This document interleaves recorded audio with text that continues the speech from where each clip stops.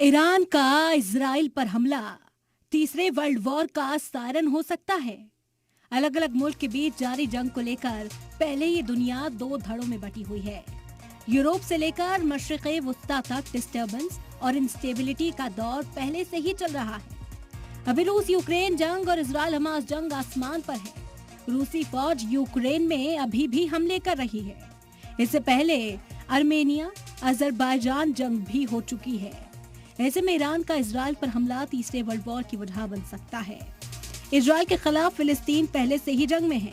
अब Iran, Lebanon और मिस्र जैसे मुल्क भी जंग में कूद सकते हैं। ऐसे में अमेरिका, रूस, चीन की भी एंट्री हो जाएगी। ये तीसरे वर्ल्ड वॉर की वजह बन सकता है। उधर इस्लामिक मुल्क ईरान पर हमला होने की हालत में एक्टिव हो सकते हैं। ऐसे में अब आपको ये जान लेना जरूरी है कि वो कौन से मुल्क हो सकते हैं जो जंग में ईरान का साथ दे सकते हैं। भले ही ईरान की मिडिल ईस्ट के सबसे बड़े मुस्लिम मुल्क सऊदी अरब से टेंशन रही है, लेकिन कई अरब मुल्क ईरान के साथ कंधे से कंधा मिलाकर खड़े रहते हैं।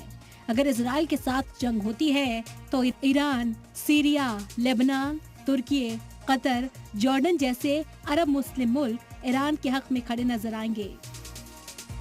वही मुस्लिम ममालिक के अलावा भी कई ऐसे मुल्क हैं जो ईरान के साथ इस जंग में खड़े हो सकते हैं। इन मुल्कों में सबसे बड़ा नाम रूस का है, जो ईरान का इत्तेहाद है। रूस उस हर मुल्क के साथ खड़ा होता है जिसकी दुश्मनी अमेरिका के साथ रही हो।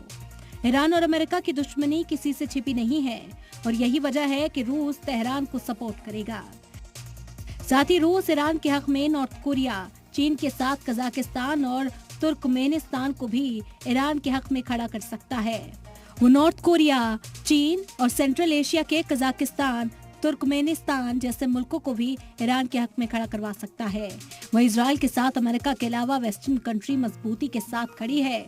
वहीं अगर ईरान और इजराइल की मिलिट्री कैपेबिलिटीज की बात करें तो इजराइल का डिफेंस बजट भले ही ज्यादा हो, लेकिन एक्टिव ट्रूप्स की तादाद में ईरान इजराइल से बहुत आगे है। अब ये भी देख लीजिए कि ईरान और इजराइल की मिलिट्री स्ट्रेंथ क्या है। इजराइल के पास 1,73,000 फौज है, वहीं ईरान के पास 5,75,000 एक्टिव फौजें हैं। एयर पावर की बात करें तो इजराइल के पास 612 प्लेन्स हैं, वहीं ईरान के पास 551 प्लेन्स हैं। वहीं टैंक के मामले में ईरान इजराइल के करीब दोगुना है।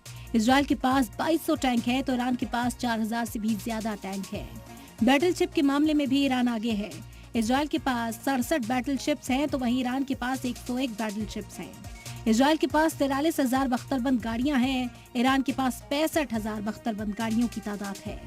रिपोर्ट्स के मुताबिक इजराइल के पास 80 के करीब एटम बम्स हैं, लेकिन ईरान ऑफिशियल तौर पर न्यूक्लियर इक्विप्ड मुल्क नहीं है। लेकिन उसकी तैयारियां और जंग के ऐलान ने न सिर्फ इजराइल की टेंशन को बढ़ा दिया है, बल्कि अमेरिका के माथे पर भी फिक्र की लकीरें दिख रही हैं। लेकिन जिस तरह से ईरान ने इजराइल पर अटैक किया और आगे भी हमले का दावा कर रहा है, उससे न सिर्फ अमेरिका इजराइल की टेंशन बढ़ी, बल्कि दुनिया के ममालिक के साथ यूएन सिक्योरिटी काउंसिल की भी फिक्र बढ़ गई है। ब्यूरो रिपोर्ट, सलाम टीवी।